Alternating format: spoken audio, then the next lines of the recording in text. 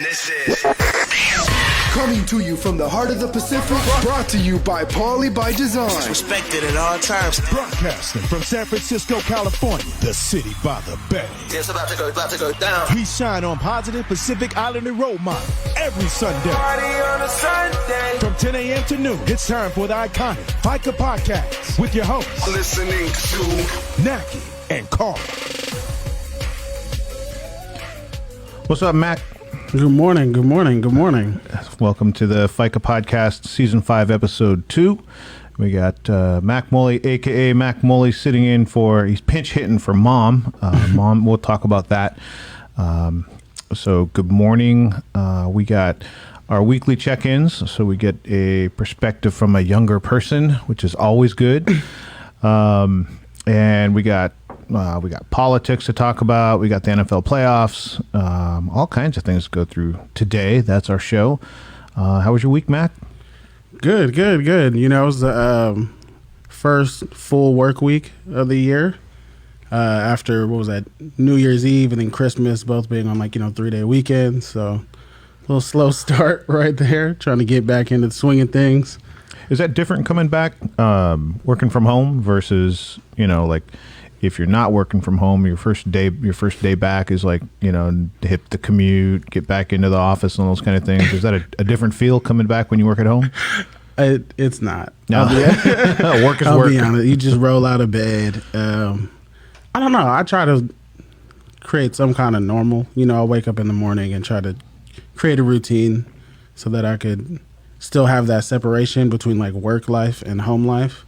'Cause sometimes it bleeds over. It's easier to ignore work when you leave the building where the work is at. Mm-hmm. I don't know about other people, but as soon as work is done, I just check out and, you can relax and unwind. But I think the lines get blurred both ways, right? So it's easier to leave work at work when you have a physical place to go to, but it's also easier for home to bleed into your work when you're at home, when you're working from home. Before, when I would work from home, it was distracting, things would distract me. But now that's the routine, and it's not temporary, I'm just working from home today or tomorrow or something like that. I've kind of adapted to it where I can draw the lines. But are you the roll out of bed, get down and just get to work, or do you do the routine where it's just like you're going to work? It depends on what time I went to sleep. So if I go to sleep at a reasonable amount of time, because it is only the first week of January, still trying to keep those New Year's resolutions. So I'm trying to wake up early and get a walk or a jog in, throw up, come back. And so since I work with software, mm-hmm. Every day we have to download the latest software because we're all collectively working on it. So we all download a copy of it, make changes, and then you push it back up to the main copy.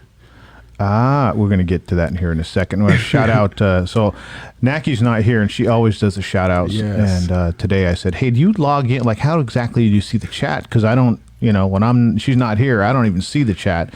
And she's like, yeah, don't worry about it. I'll send you who to shout out. I know. I was going to warn the people. It's going to be a lot less shout outs coming from this chair. I don't even have anything on this phone. I'm just pretending to look important. So, Cousin Nelly up in the Great Pacific Northwest, good morning. Hopi, Rhoda Samoa, and our own Maury Monamea. Good morning. Thank you for joining us on Facebook. Please share the show out, because we've got a guest host in today, and we're going to get a whole new perspective. Tavaisina Tupuola and Ale Aswao and Lynn Yosua.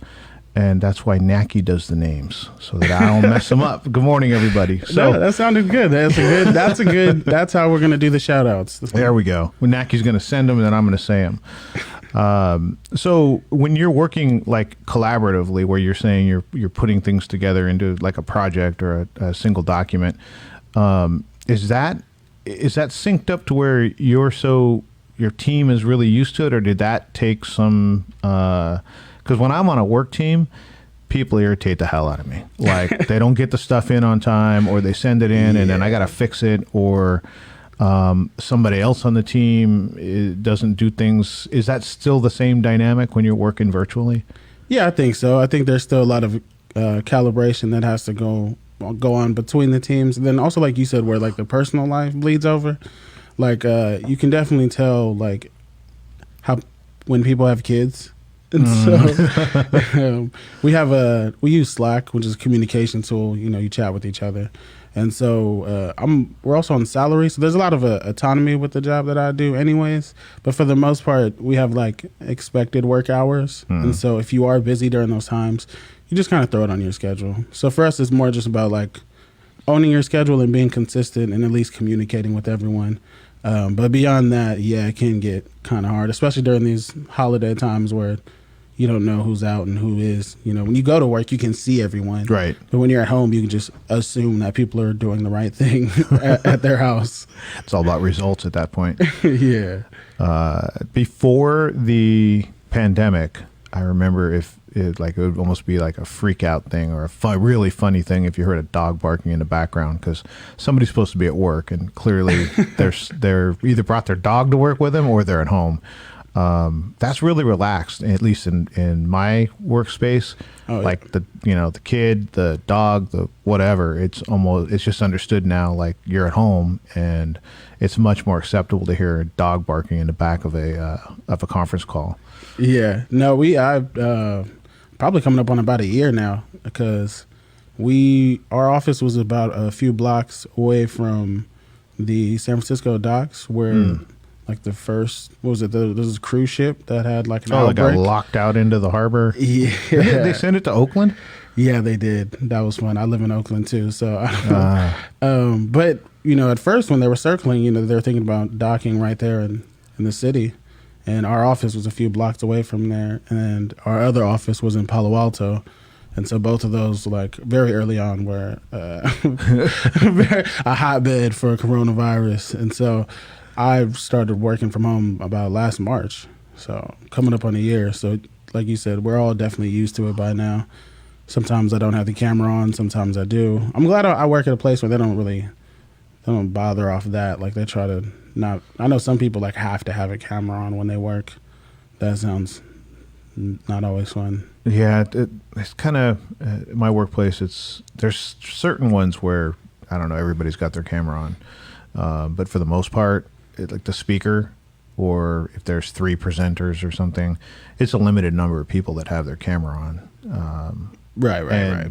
It's much more casual. I mean, the first probably 3-4 months of working from home, man, I was logo shirt, the whole thing when the camera went on, and now people got baseball hats and they're wearing whatever. Yeah, I think we all agree at this point jeans or dress pants. Unless you're going somewhere, nobody's wearing jeans anymore in their house. Unless you think that's comfortable. I'm not sure. That's up to you. I will say that one time when we were in the office, I did walk into the wrong meeting. But it was it was very packed, and it was a small office room. So I maneuvered my way all the way through, and then realized I was in the wrong meeting. Did you have to go right back out the way you came? No. Luckily, I brought my laptop, so I just sat there for an hour and worked on something entirely different and pretended like I was paying attention because I didn't want to do the whole movie theater, excuse myself out again. Excuse me, pardon me, coming through. Right. So, yeah, but besides that and watching a failed attempt at people storming the Capitol. Oh, that was not too much this week. How about you? A lot of the same. I mean, we're COVID-19 and everything's COVID-19 at work. I think we're having the the fallout of having all the social gatherings for Thanksgiving and then Christmas and then New Year's. So there's all kinds of way more positive cases now. Plus, I think that, testing is more accessible now. True. So there's way more people getting tested, and there's also people that aren't social distancing. So it's like this big, huge wave of people at work that are testing positive. So, yeah, there's that. And then I think, was it Wednesday? I'm not sure what day it was, but the entertainment at the Capitol was clearly the the big news item of the week. I don't know what else happened after like Wednesday. Like the news world to me it was just one of those things that like a guilty pleasure. Because before I'll be like, I don't, there's something going on. It just feels like, why would I want to go juicy. dig into that? This one, I was like, oh yeah, like this is junk food, and I'm gonna dig in. I got all involved, and like when just diving down the rabbit hole of like, how would that happen? Did you find yourself being productive, or would you say you were less productive during this whole news thing? I was very productive in what I was focusing on, but in terms of like work and everything else, I was probably less productive because, there was a surreal feeling of watching, people just swarm the Capitol, and it's like we're not. I don't know, and I don't want to cast aspersions on other countries, but if you're in Venezuela and you've got a coup attempt going to overthrow, the government, and you've got people rioting in the streets of the Capitol, I mean, I guess you look at that and go, wow, that's pretty crazy. But when you think about it being Washington D.C., I was looking at those images, it's like, whoa, could you do that if that's the Kremlin? Like if you were in Moscow and they wanted to rush the Kremlin and overtake the Politburo and stop a vote, like that wouldn't happen. Like, no, I doubt it. So many things that I just look at and go, what a crazy time. Are we soft? Are we soft now? Yeah.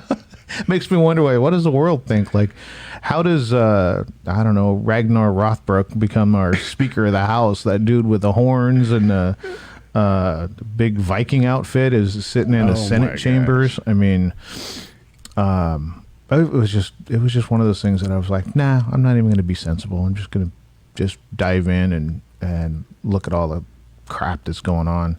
Makes you wonder, how do we get here, right? How do we get to the point now where the country's this divided? And half the country would say, well, it started under Obama. And then the other half of the country is going to say, that Trump is the one that, but for whatever reason, we're now at a point where we have a record-setting turnout for an election, and this country's still like razor thin, divided amongst itself. And it's a weird time to see it all happen and be old enough to understand. Like if I was 15, at 15, I don't know what I'm trying to do at 15, but I don't care about politics. But to have some idea of the concept of it is just a really weird time in American history. Yeah. I mean, I think we also have social media as part of to blame too, as well. Like, we're able to consume so much more of it than we were before. People are saying like, oh, you didn't hear all these things about politicians back in the days. And it's like, yeah, you would, but it'd be in a newspaper that got printed the next day, or, right. Your news was limited to what you've seen on TV. Whereas now you can look on Twitter, on Facebook, and you can get bombarded with stories of who was there, who was bombing stuff. You get viral pictures and story. I mean, it's never ending. And I think that internet's part of the blame for the divide, one phrase I always hear people say, like, oh, when I look on my Facebook, this is all I see, or when I look on my Instagram, this is all I see. And like, I don't know how many people understand, but that's how those social media websites work. Like, right. They control what you see. So then if you're building what your view of the world is off of that, you're already losing. Yeah, that's the so like when we talk about information travels faster now. You think about in the 50s, or even before television, you had to wait for a newspaper to come out. But generations before that, like, news traveled even slower. So it's getting exponential because it went from like handwritten papers, right, letters, to the telegram, to radio, and then television. So as it picks up speed, but now it's so fast now that it's not even like you can get news from Twitter and social networks. You'll start seeing things before the news media even picks it up, because people are just out there with their own little news cameras, right? And they're tweeting about a mass shooting. Like, that stuff's on Twitter well before it's ever on the news, because everybody's carrying around this this machine that can broadcast to the world. And then you're kind of on the cutting edge of that. you know, like the industry that you're in and the things you work on. Looking at it from expanding exponentially, like it just keeps picking up and moving faster and faster and faster. What do you think in terms of futuristic, like in 25 years? Can we even comprehend what things will be like in 25 years? Because the last 25 years, like, outpaced the previous 150. You know what I mean? And right. Every 10-year block, it just continues to expand beyond what we could think. What do you think? Do you think we can even comprehend where we'll be in 25 years? I can't. I'll be honest. I can't. I mean, like you said, and a big part of that is, I think, is technology and how quickly that's moving. You know, in my lifetime, we've seen 5 different generations of a phone. Right. Like, you know, went from being in a wall to, oh, you got your home phone. We were excited to get caller ID. You know, that was a big move. I remember when I was young, we were there since the beginning of the internet. And now having these newer generations grow up with all of these tools, I think it can be good and bad. And where we go with it is up to us. But I can agree right now that I don't think we're heading in the right direction. Excuse me. With the way that we are using the tools that we have with technology and the way they're using us, it doesn't seem like a healthy relationship for either party. Because even the companies themselves, you see, they're trying to hold themselves more accountable because, you know, there's no money in that if the people can't trust your product. Right. And you see groups, right-wing conservative groups, who feel like they can't be heard on Facebook or on Twitter. So now they're starting their own apps, you know, Parler, or it's supposed to be Parlay, but they pronounce it Parler. That's a whole nother funny story, but, you know. I heard that. So they get kicked off the Amazon servers? Is that what happened to I think they Parler? were thinking about that. I'm not sure if they're still doing that. I know they use the Amazon cloud services for their app. But they were having issues after that, after the storming of the Capitol. But I think part of that reason was because people were using that tool to communicate with each other and unite and mobilize. Right. So I don't know. Do you feel like censorship's a problem in that sense? Because I know that some people, they feel like, you know, the president shouldn't be censored in some cases, or these other groups should have a voice. So normally I'm on the side of private business. I don't think that, I mean, there's little oversight. There's needed oversight, but to me it's as little as possible. And the right to free speech protects you against the government from censoring you, not from a private company from censoring you. So, right. You know, I think that Trump has proven himself to be dangerous. I think that whether he admits it or not, or whether his supporters admit it or not, he played a pretty key role in what happened on Wednesday. And when he continues to say the same things that led to what happened on Wednesday, and then Twitter took his account down for good, you know, I don't know that there would be that much push from the other direction if it were a left-wing radical voice that got censored. I think both sides whine about it, but yeah, I don't think that not having Trump on Twitter is a bad thing. Censorship I'm against though, but it's a private company. So, right. I mean, yeah, like people getting kicked off Facebook and those kind of things. That's not censorship. That's a private company running their company the way that they want to run it. So, what do you think about him getting our sitting president getting kicked off Twitter and having it be a thing, right? So social media were like nothing, like it didn't mean anything in our society. Yeah. Then, you know, he gets kicked off of, you know, whatever. And I don't know, nobody would care if, who was president then, like Bush, the second Bush got kicked off of MySpace. Like, it wouldn't be a big deal, right? No. But when it's a big deal, that says something about social media. Like, that's a huge thing. Like Mike Pence unfollowed Donald Trump on Twitter. And it was like this So huge petty. thing. Like So this, petty. And I'm like, that made the news? Like, And I just want to know how do they keep track of that? Right. Of who's following who? he's got And millions of followers. they and know then like right away so one and so guy clicked- unfollowed someone else. And it's kind a of- big deal. Yeah, there's millions of people that follow him on Twitter, so I don't know how they track that, but I think you're right. I think it shows how much social media is embedded in our everyday life. There's almost no lines now. Before it used to be like, oh, that's just Facebook or that's just Twitter, but a lot of people don't see that as any different than an interaction we're having in a room or Right. on the street. They see it as just an extension of their actual life. And I think it's even, worse now. Not worse, but I think it's even more so of that now that we're in quarantine and we're not seeing each other as much out Right. in public. And so this feels about as real as we can get as far as human interaction. But also it's embarrassing. It's horribly embarrassing. I think about the rest of the world just looking at us and shaking their heads and going, those Americans. Like, Yeah, they're just crazy. they're all coming out and say, they're all trying to say the right things as far as saying that was bad. You guys need to get it together. I think even like Boris Johnson, who is not a crowd favorite in the UK, even he is saying like, hey, that that guy should calm down. And I think it's embarrassing, but like to your point earlier, it's a private business. They can do what they want, and it was also funny there to see the graphic of everyone else who jumped on board afterwards. Like, I think Pinterest was one of them. Oh, yeah. And I was like, I didn't even know Donald Trump was on Pinterest.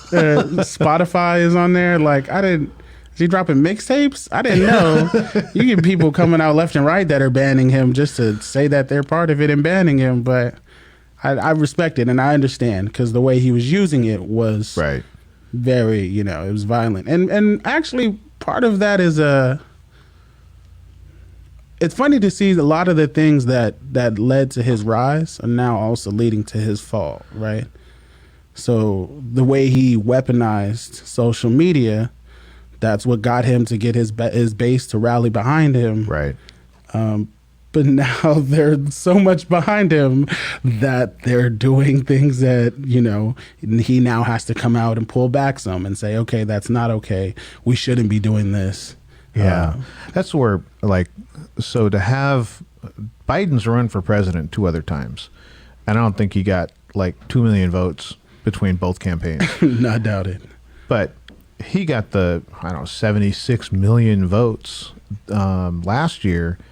Because, a lot of it wasn't because people loved Biden or loved what he stood for. Right. They just didn't want Trump. It was like there's passionate, and I would hear those people would talk about do you see any Biden signs out in people's lawns? Do you see? It's like I see Trump signs everywhere. I don't see any Biden signs, and I would always respond online the people that are going to vote for Biden aren't super passionate about Biden and his policies. What they're super passionate about is not having Trump in office. Yeah. So his style of polarizing, the sides and only speaking to his base and all those kind of things did get him into office. I mean, it was refreshing for some of the conservatives to hear that, to kind of have a champion for, I think he echoed with far right groups, whether he meant to, whether he supports those kind of things. He certainly didn't tell them to stand down.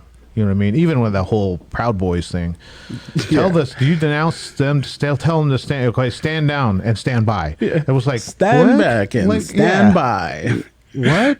He can't just say things the way that they probably should be said. And you're right. That's what got him into office, and then it got out of control. And now it's, this is what's going to be his legacy. I'll in mixed martial arts, a lot of times fighters at the end of the round, the last 10 seconds of the round, they'll throw a whole bunch of punches and a whole bunch of kicks to leave that impression in the judge's mind, so the judges think, they're trying to steal the round, they call it.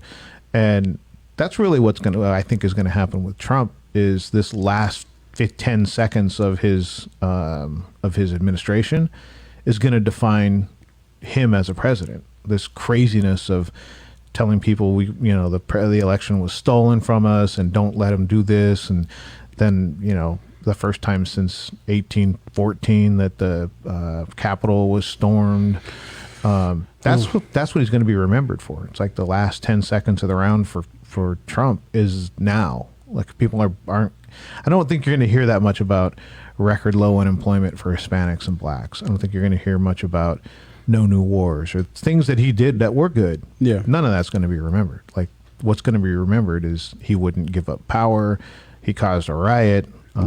However, the history writes the story. But man, he is. If he wants attention, that guy's getting it. He's a reality TV star, and he knows how to make good TV. I know the news will probably be a lot more boring when he's gone, but I think we'll all be okay with that.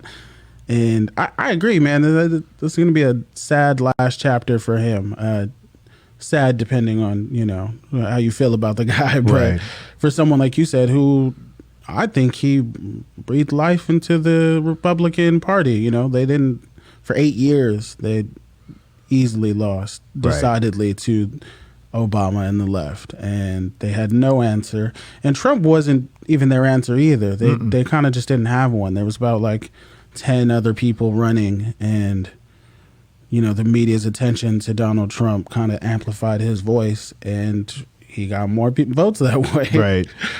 Well, I think he was the anti-choice. He was anti-establishment from the right, and Bernie Sanders was the anti-establishment from the left. Yeah. And the Democrats bent over backwards to go establishment. Like they were like, even though probably more people wanted Bernie, we're still going with Hillary because we're going to stay with establishment. Whereas the right, they didn't want Trump. Like they only signed on to Trump in July. July of 2016, they finally threw up their hands and were like, all right, this is our party now. Right. They wanted, there was, at least two other choices that they were hard pushing. But the right went with the anti-establishment choice. The left had an anti-establishment choice, but didn't go with it. They didn't go with Bernie Sanders.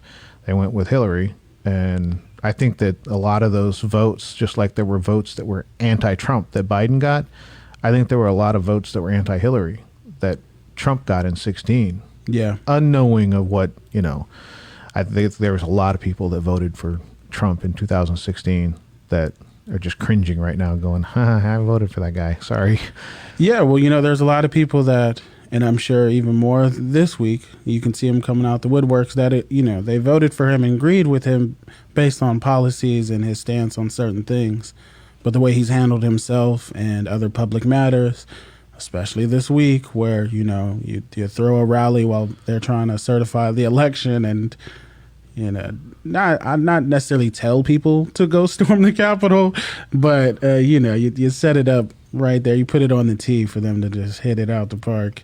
Yeah, and then when his first speech about, we love you, you're special people, but go home. It's like that's, and then since then he's come out and firmly condemned what they did. But usually your first response is going to have most of the truth in it. So if his first response was "Go home, we love you, you're special people," that's his real response. Yeah. He looked like a hostage speech. The second one he gave, it was like somebody grabbed him and was like, "Are you kidding? You got to say." He didn't want to say this, that. this, and this, and then he, just reluctantly said that he, condemned all of that. But his first speech where he was saying, "Go home, you're special people," I was like, that's not help. That's not. You're not telling them that they're doing wrong. See, but that's another thing that always worked to his benefit is that he didn't always come out and decisively condemn the action of the far right groups that followed him. Right. He just kind of always towed that line. They would say, "Oh, well, it doesn't really sound too racist, but it's just kind of right there on that line," or sound too xenophobic, but it's right there on the line, and he would be able to play both sides. The one that really struck me was the Charlottesville, where he said, "Look, it was a highly charged. There were very fine people on both sides," and it was like, wait a minute, there were skinheads on one of the sides. You're saying you couldn't just come out and condemn that. There were very fine people on both sides. both sides heard that. So Yeah. the left heard it and went, what the F, what are you kidding me? And then the far right heard it and went, okay, we're very, like, Trump believes we're very fine people. And everybody's going to personalize words that they hear to their own ends and so that it makes sense to them. So I think that's one of the big things is there's far right groups that haven't felt alienated from Trump, you know. And I think that usually you take the far right, like the skinhead and the KKK and those kind of things, and everybody understands. Look, put them in a little bottle and put it on the shelf. That's crazy. We don't deal with them. The middle right condemns them. The left condemns them. Everybody just says, stop. But under Trump, I think that they don't necessarily feel like they got put in that bottle, like they were like, hey, this guy might believe what we believe. Well, I think that's why. I think he knows, and I think he's always shown us that he, because of his ego, will side with whoever sides with him. You know, we see how the way he treats the media. He now hates Fox News. You know, he loves OAN and whatever their fake network. Not fake network. Sorry if you watch it. It's a real network. But it's a real network, but a lot of inaccuracies. And so, you know, he does it with the media groups. He does it with other politicians. Now he's doing it with the Republican Party, where he's his own vice president. His own vice president, Mitch McConnell. He hates everybody. He hates Pence. He hates Mitch McConnell. He doesn't. I mean, I heard Lindsey Graham from South Carolina, the hardcore Republican, right, on Wednesday night. He was like, "Look, Joe Biden. I've known the man for 4 decades. I traveled the world with Joe Biden. I hoped he would lose. I prayed that he would lose. He won. Get over it.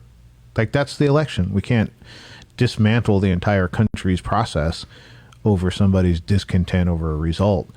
But yeah, to hear like Lindsey Graham and Mitch McConnell and hear these people that have been champions for Trump. I mean, they've really championed Trumpism, but he's been big supporters of theirs. And then once they disagree, they're out. Like, they're not in the house anymore. Some of that's on purpose too. You know, these people know and have known that siding with Trump gets you support, gets you the numbers that you need, numbers you couldn't get before.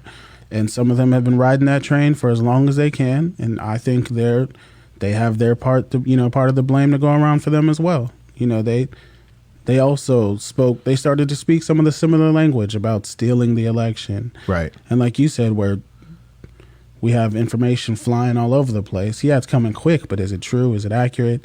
And then we have groups like QAnon, for instance. I'm sure we keep hearing about them.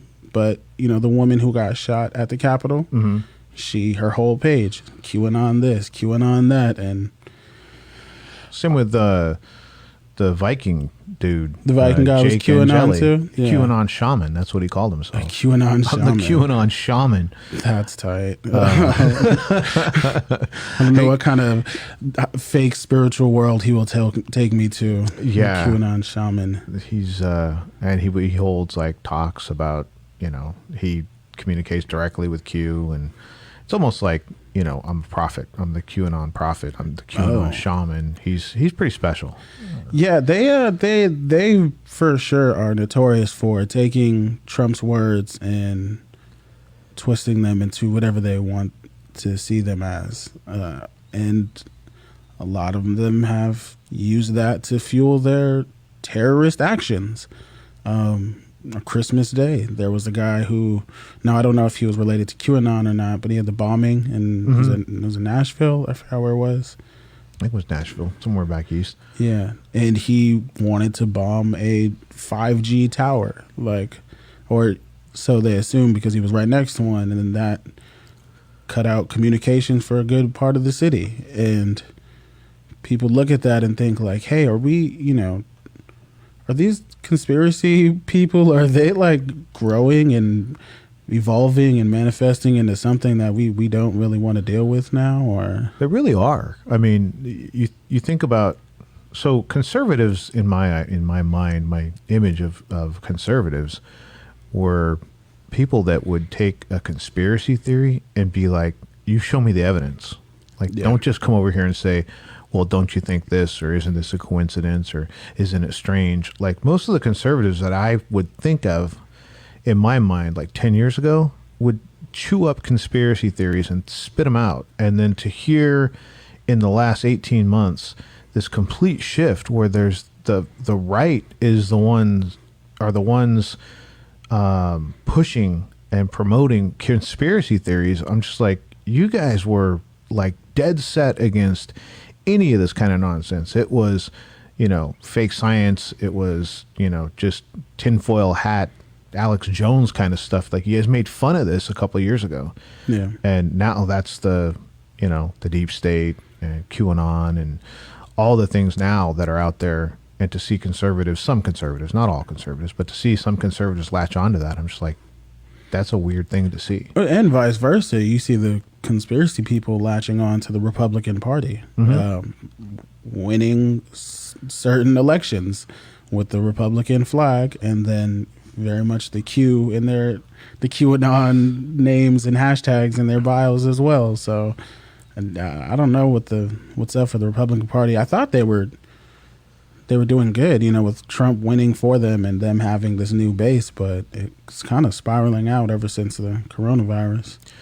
I was thinking that originally I was thinking that Trump could be kind of the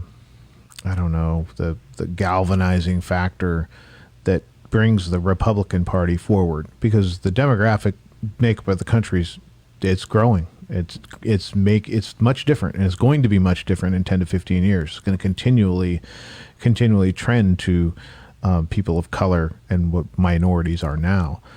And so I was thinking that Trump could be like where they take this quantum leap forward and the Republican Party evolves. And now, because of the way that it's ended, and I'm not a Republican, I'm not a Democrat either, but I look at the way that what's happened to the Republican Party, and I'm like, man, he is most likely going to put them back.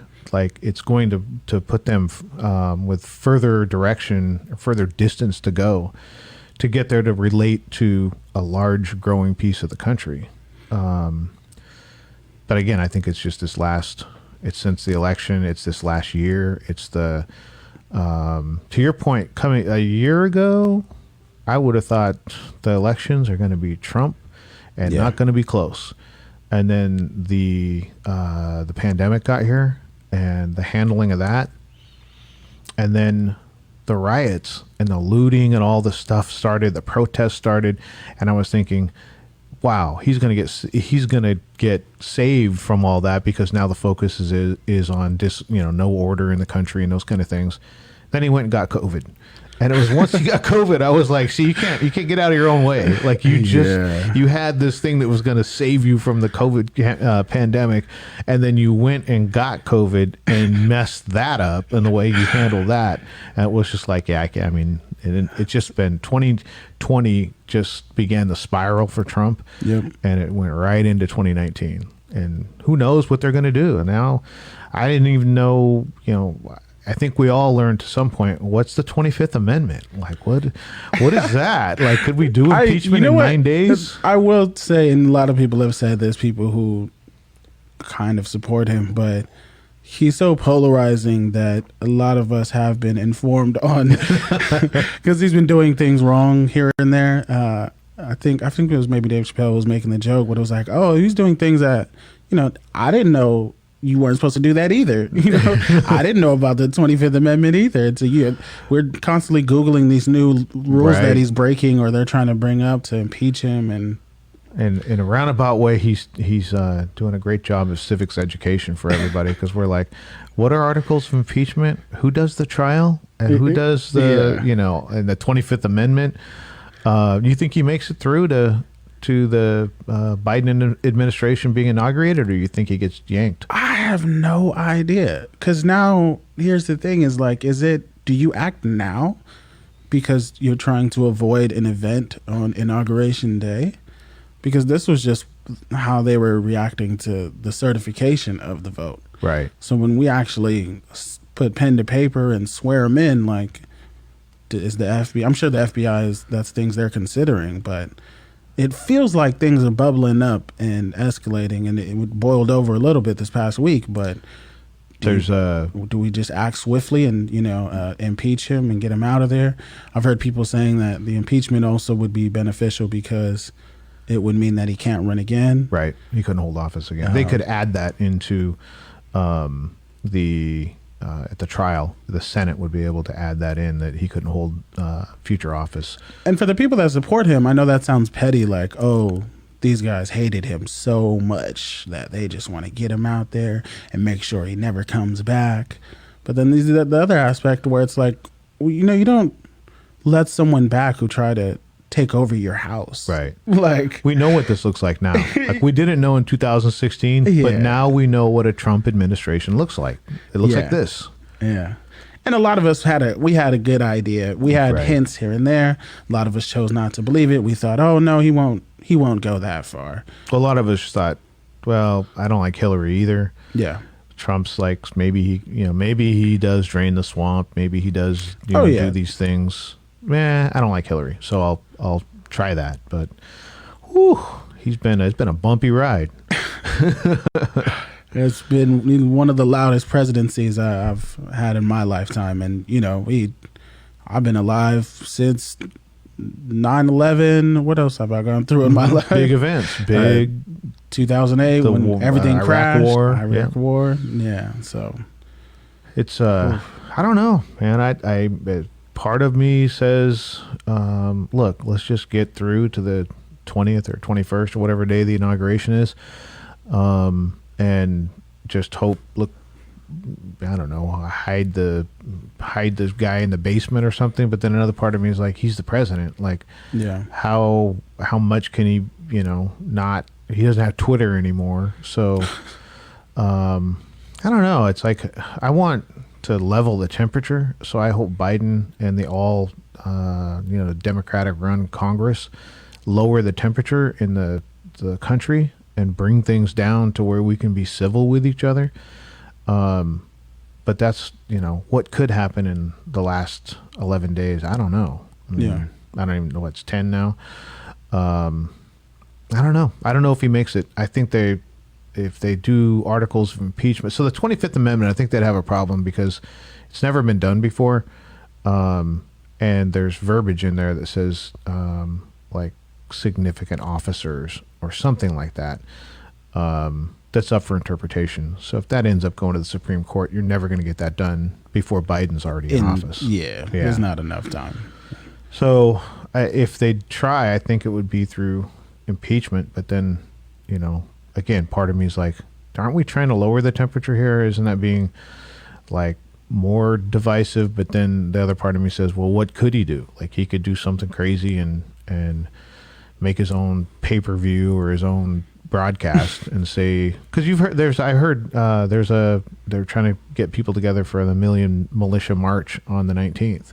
Yeah. And that's supposed to be militia members that are going to march on the Capitol again. And it's like, now are you going to be outright open carry armed walking down the streets of DC?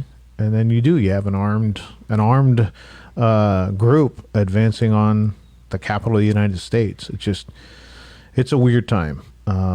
It's also weird to watch it just as a brown person. Mm-hmm. I sat and watched Fox for like 40 minutes. Yeah. And I was literally going, I'm going to wait until I see a person of color. And I looked and it was 40 minutes of coverage. And then, oddly enough, a whole bunch, like by whole bunch, I mean like 10 people of color said blacks for Trump, all ended up showing up in front of the camera at once and yelling and screaming. And I was like, it just felt like somebody went and rounded them up and said, the Fox camera's over there, go get it. But it took them 40 minutes to find a group to get over there. Not saying that's how it happened, but when I was actually waiting to see one person of color for a long period of time, it didn't happen until like 10 of them showed up and they were in the face of the camera yelling and shouting. And I was like, yeah, I think somebody was like, we need to see you. We need to see you. There was one picture on Twitter that went viral. There was a younger black man who was standing on the floor of the Senate, and you can see him just like looking confused. He looked like someone that just kind of wandered in with everyone else and was like, "Oh, this is crazy. You know, this is what we're doing here. This is like a video game." And then I think he himself even posted on Twitter and was like, "Oh, I just had to go check on my stimulus, guys." And so, yeah, I mean, you could sneak your way in there, but a big part of it for me was just watching it and just being amazed. Like, I didn't think you could do that. I didn't think you could just walk right in and make demands. People have been arrested for standing up and talking during session, and causing a disturbance. It's like, but you know, Leif Erikson, the Viking, went over and sat in Nancy Pelosi's seat. Like, well, you have people arrested for speaking out, and then you've got thousands of people just overrunning the Capitol, which I think, terrible thing. Where anybody that was killed is a terrible thing, but to see the police officers, the Capitol Police, one guy killed with a fire extinguisher. Jeez. And then the lady got shot. The veteran got shot.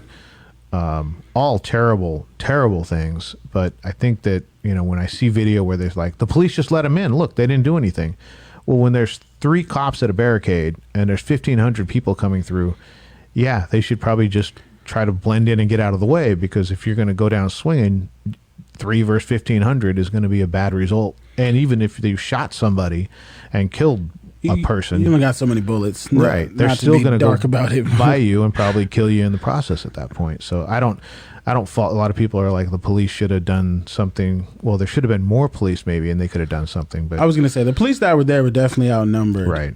But that's the point of contention for me, is how we were all aware that there was this big rally going on, and they even made shirts that said January 6th, we're Civil War, like. Well, Trump said the 6th. I mean, he had said the date. Well, because he planned it to have his rally right. while they were certifying the election.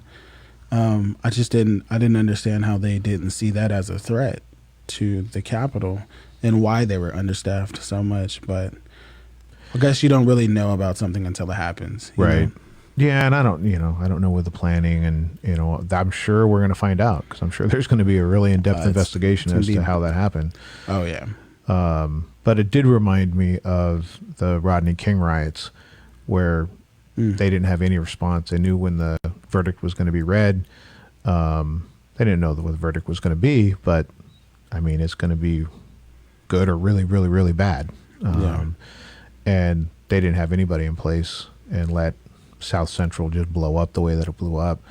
Watching that, I was thinking, almost like you knew when the verdict was, like, this is the time that this certification is going to happen.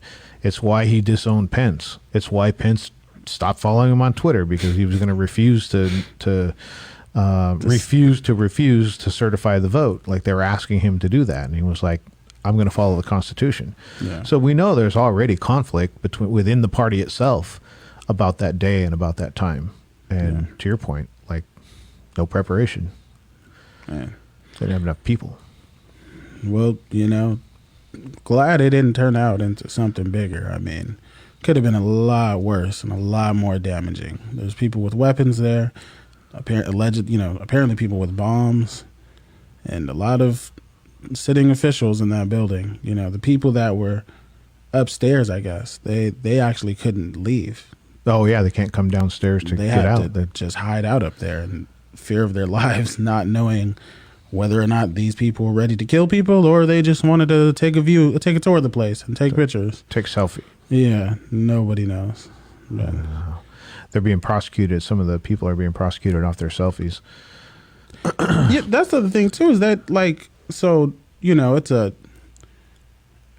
their eyes, it was a protest, and I was amazed at the difference in protesting itself, right? So I had friends that were not trying, but they were going to protest during the summer, during George Floyd, and, protest against police brutality.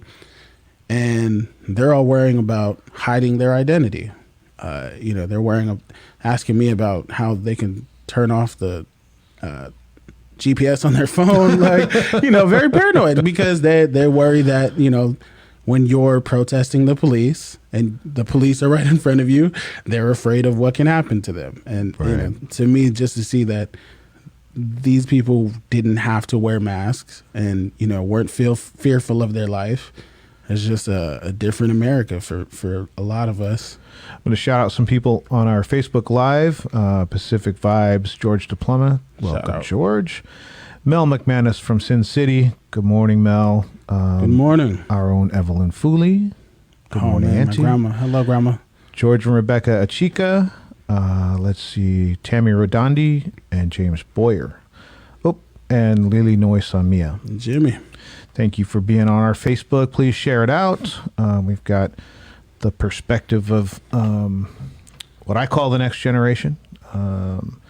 And we can get all of my technology questions answered because I've got Mack Moli and Mack Moli in the house, and anything I need to know about equipment, I'm going to get all my knowledge in now. Little does he know, we just Google it. That's how I figured out our first studio. YouTube and Google.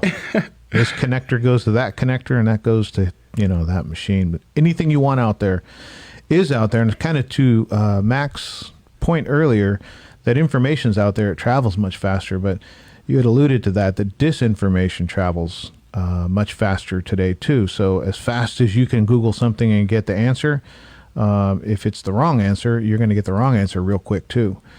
Do you do anything? You're much more information savvy. I won't just say tech savvy, but a lot of the things you say are things that I look at and go, I need to learn a little bit more about that. How do you go about filtering your own information so that you're not in an echo chamber where you're just listening to people that agree with you or just have the same points? How do you go about getting your information?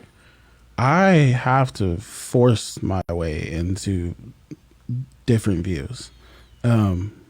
What I mean by that is so you have to understand how the algorithms work, right? Like they were intended to give you, the user, the best experience on whatever app it is you're using.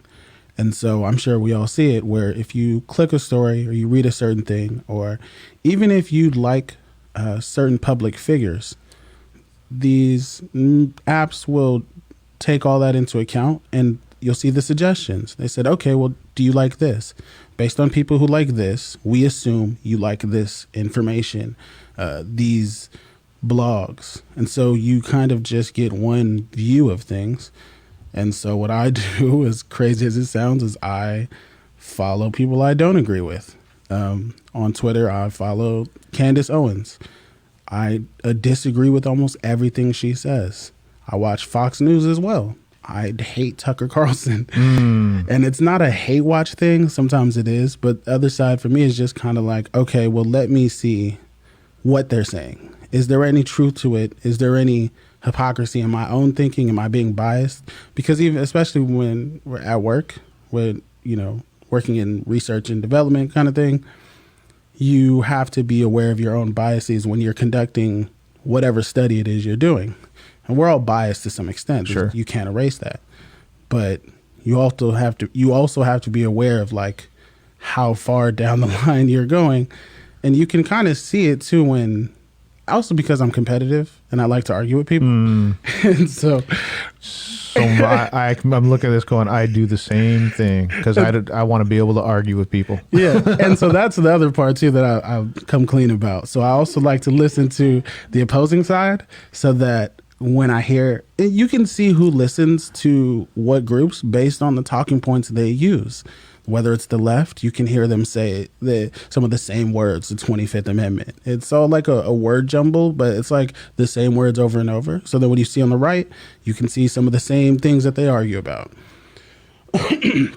So for me, it's two things. I can look at it to try to either confirm or deny my own beliefs, or I can look at it and say, okay, well, when someone who has this watered down information from Tucker Carlson brings it up to me, I've already thought about it a week ago, so I've already thought of a way to argue that. Yeah.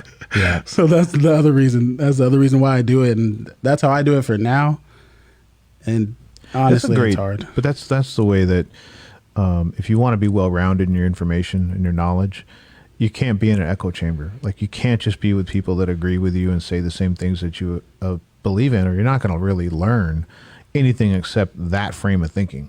Right. I do the same thing. I listen to what I can't do. So before it was Sean Hannity, and it was a hate thing of like, I still can't stand Sean Hannity. The concepts, like, I want to get the concepts, but now I just have Tucker Carlson, and I can listen to Tucker Carlson better than I can listen to Sean Hannity. So it is Tucker Carlson for me. I used to listen to Rush, and it was Rush funny. Limbaugh? Rush Limbaugh. This is like 10, 15 years ago. One of my friends I didn't realize it until I started listening pretty regularly to Rush and Michael Savage. And then I would begin to I would call him up and just start a conversation about politics, and he was echoing what Rush talked about the day before. Like, that was his agenda of what he wanted to talk about the following day. And to your point, it was like, oh, I need to listen to that then, because I'm going to end up getting into a discussion with him about something. I want to know where he's going to come from. I want to know where that thought process is, so that, but on the other hand, then you know both sides of the argument. Like, you can have that, there's a lot of that with like the Trump thing before now. Like, now I'm just done trying to explain that he did good things, but like the lowest unemployment for blacks and Hispanics, that's a big deal. The first president since 1970 to not get us into new wars. Those are like legit things, but they were things I had to go find. Like, I had to go listen to conservative radio or opposing point of view to hear those things, because I was never going to hear those things on CNN or MSNBC. So, but that's it.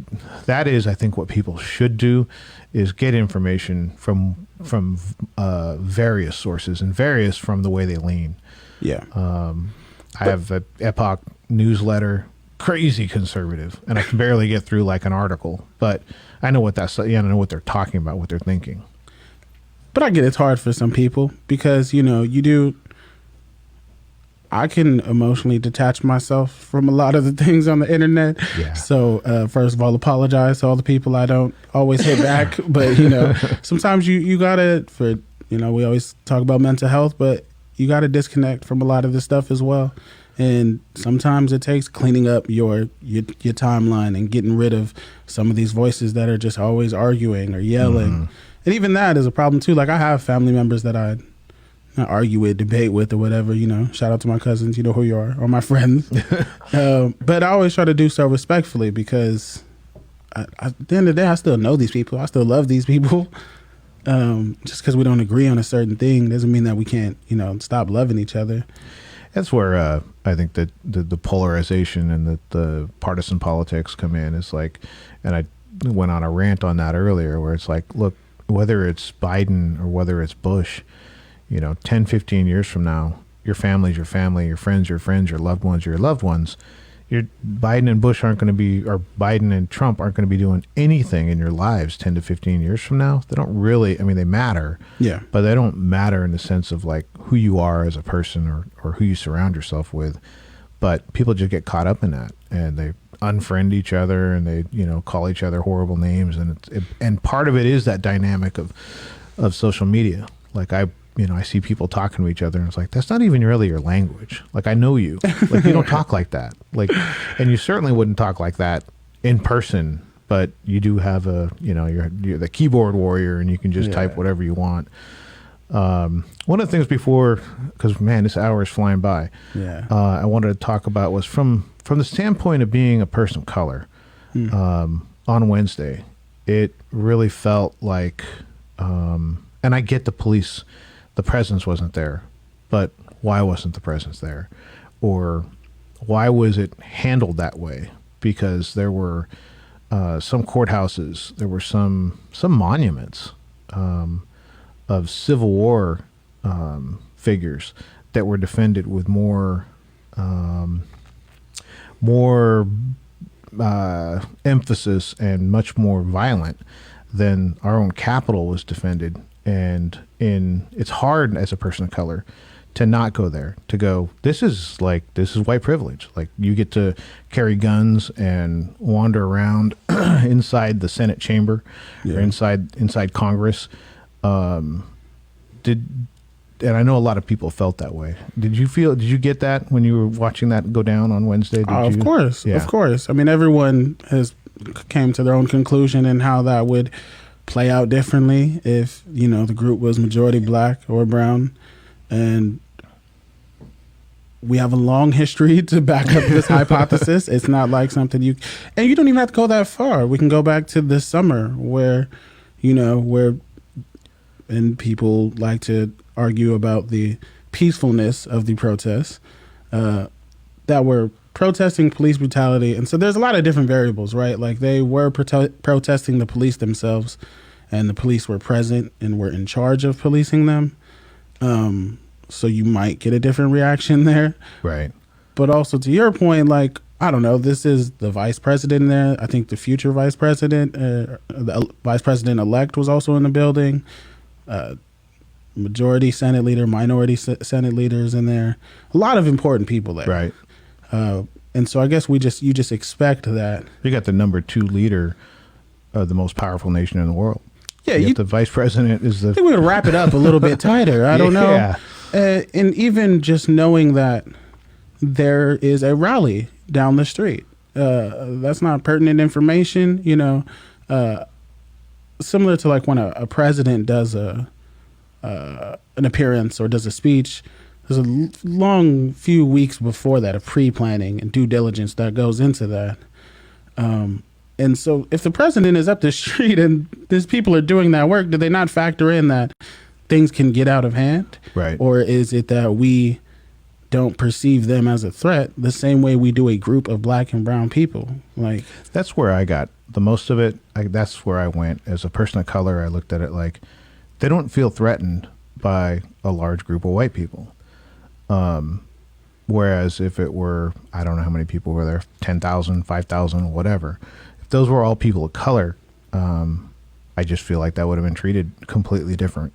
That would be threatening. That would be seen as threatening versus a bunch of white people out there.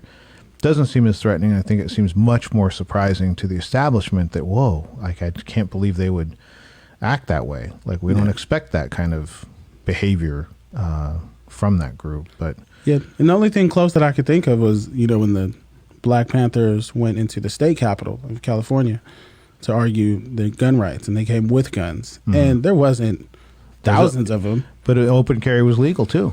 Yeah, at that time. And so they took them out. They took their guns, gave it back to them, took them to jail.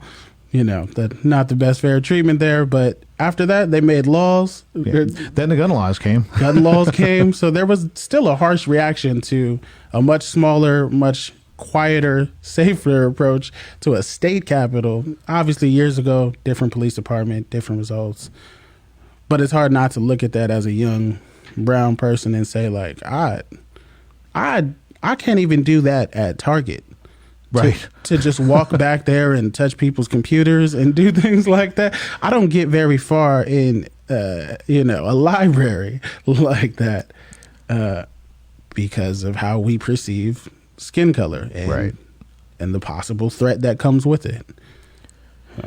Yeah. And hey, whether that's true or not, that's the way it looks from a person of color standpoint of like that.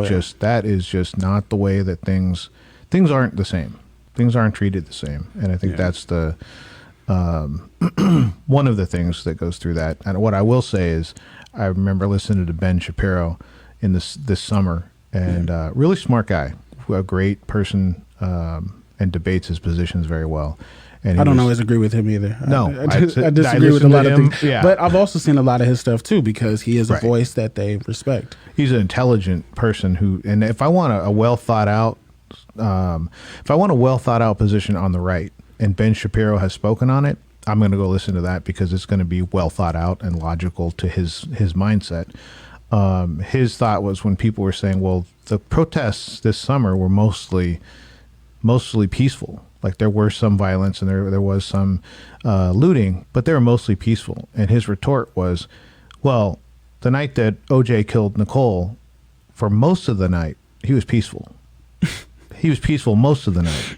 And now I want to hear him say about the what happened on Wednesday. I want him to condemn the entire group that was there, the whole movement, because on the same token that you're going to say that the protests in the summer were mostly peaceful and be sarcastic about that and equate that to Nicole Simpson getting killed. Yeah. Then you got to do the same thing now with the people that were there Wednesday. Of course. And it was, quote, mostly peaceful. No, they're a mob. They're all a mob because that's the way he painted the groups this summer. Everything they said about the protesting that went on this summer, I think we just saw that, but worse. Mm-hmm. You know, as hard as they were going for burn down Targets and, you know, other small businesses, of course, which we care about. How do you not care about a small business? I think everyone agrees.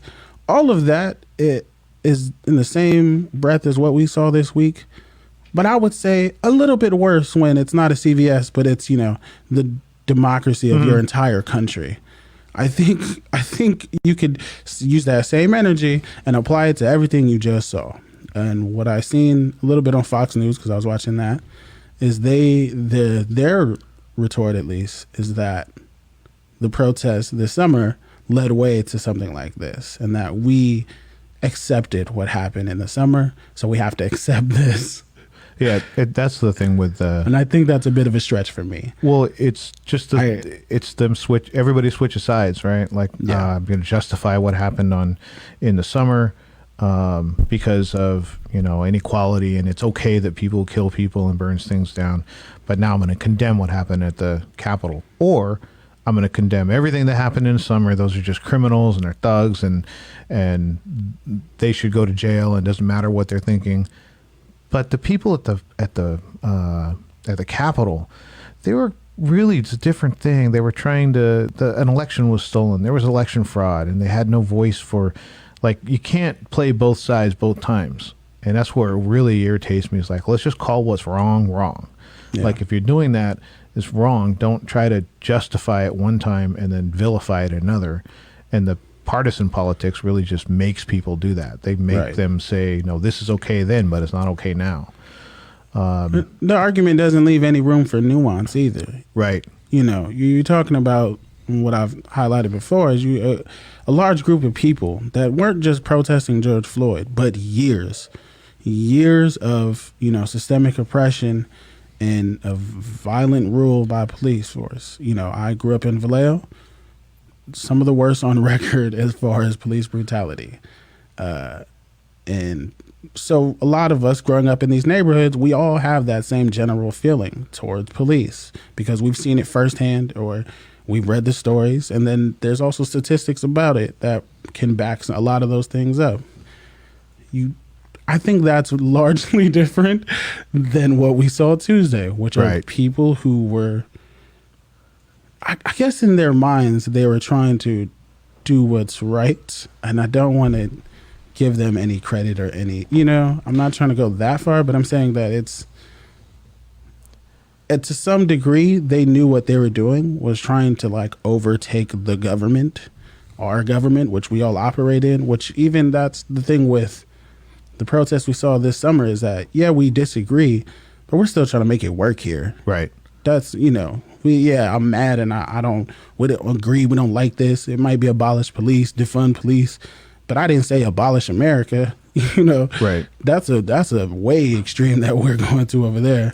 And it's right down to the roots of what makes our system work. Like, that's not an attack on a position, right? That's an attack on like our democratic republic. Like, that's an assault on our way of life. And one of the things that was offensive to me somewhere, it just felt like they knew they were losing power, and they don't want to give up certain power.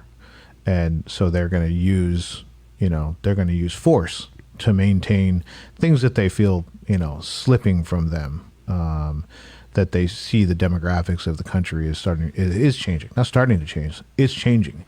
And it's not going to ever go back in that direction. It's just going to keep going in the direction it's going. And I think there's feelings of like, well, things aren't going to be the same. And according to democracy, they shouldn't be the same. Things are going to change. It's going to change, but I mean, you know, be a part of the change, right? Like, be a part of this discussion, but don't like you said, trying to bully your way. You trying to bully America into your way of thinking. Right. Like that's not going to work.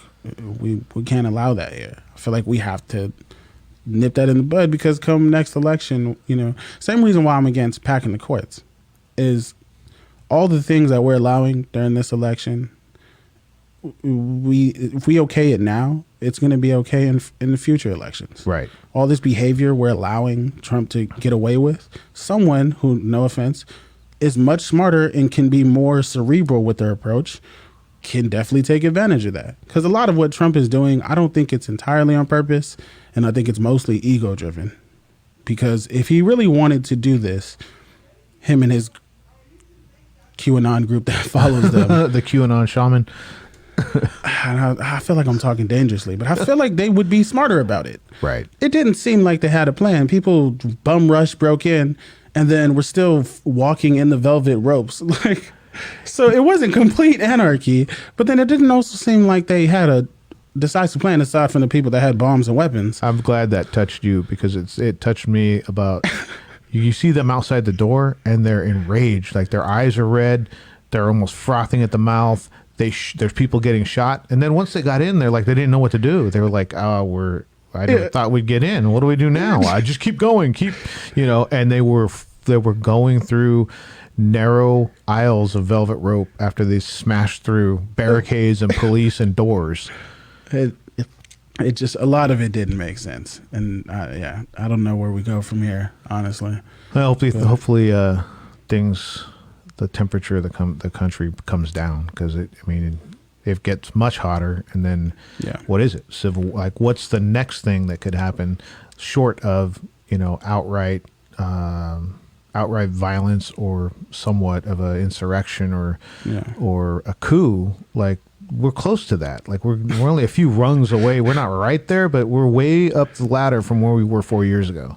Very close. We gotta bring that back down. So hopefully, Biden has been a 47-year centrist. Hopefully, a centrist is what we need. We need to just bring it back in where we can work across the aisle and bring some civility to all that. Well, we have a lot of problems right now that apply to both sides, bipartisan issues like poverty, like health. There's other things that aren't as bipartisan, but some of our main problems are problems that we're all dealing with. And There's plenty to work on. Yeah. So this fact that we're still divided is kind of like a waste of time to me, and they were still fighting tooth and claw up until the end of the Georgia runoff, for the Senate. But I think we can all agree that, okay, the war is not the war, but the election's over. You guys lost. Let's move forward. Let's try to finish some stuff. Right. All the things they asked of the left in 2016. And for the most part, people went along. They were still critical every bit of the way. And I imagine people who support Trump will do the same. And you know what? The left will as well, because there's far left groups that feel the same way, where Biden's not their favorite person. Kamala Harris might not be their favorite person either. So we would like to hold them accountable as well, because people feel like, and I agree that, Biden won the election thanks to coronavirus and the riots. Right. Like a lot of things dislike for Trump that weren't. A lot of factors that weren't all his doing. And so we would like to see him do the right things as we see as well. But yeah, there's a whole bunch of progressive left that are like, yeah, Biden's better than Trump, but we got a long ways to go. Like, Biden is not he's not Bernie Sanders, he's not Elizabeth Warren. But he's definitely not Trump, and I think there was as many not Trump votes as there were ardent or really passionate Biden votes. Well, hour has flown by. We didn't get to anything but this, but it seemed like a good conversation every time I sit down with you. I appreciate that. I always try to ask when I come in here, people, and be like, "Oh, what are we talking about?" I was like, "I will figure it out." And I'm like, "I don't know, man. You guys always look so organized when I watch it at home." You guys, behind the curtain, it's just Mena and Uncle Carl just making up stuff, just flowing along, and always good to get your perspective. Like I said, I told your mom, anytime I spend time talking with Mack about it, and I get time to actually just sit and talk, it's always refreshing, and it always gets me thinking about how I think about things. You're a very cerebral young man. Anything you want to get off your chest before we go? No, man. We're still pushing through our New Year's resolutions, people. It's not February yet. We can't quit on them. Okay. I know some of us may have failed. Some of us may have failed week 1, but it's okay. We keep pushing. I'm working on a song. Hopefully, I can bring that soon. It's about 90% done. I know I've been talking about music for years, and also, oh man, I don't think it's been announced yet, but in February I'm going to be doing a rap battle, and I joined a tournament. I know. See, man, I didn't know that either. That's what happens when you get locked in the house for a year. You get bored and you're like, all right, I guess I'll rap now. Yeah. So that's it. So, stay tuned. Follow me and wherever you follow people. Awesome. Just look for Mack Moli. That's my name on everything. I made it easier. How to be an adult. We've kind of got an inside line on Mack's rap battle, so I'm sure that you're going to hear where and when and how to get there. So thank you for sitting in, pinch hitting for Mom. Always a pleasure. And everybody, come check us out. We've got we are off this week for Koviki Talk. Our next one will be on the 25th, I believe. And we're going to start up our Tuesday shows. Naki, get better. Everybody here, we're holding it down, but we just want you to get better so you can come back and run the show. So that's it for today. Come back next week, same time, same space. Come Faika with us. Thank you. Thank you. Charles.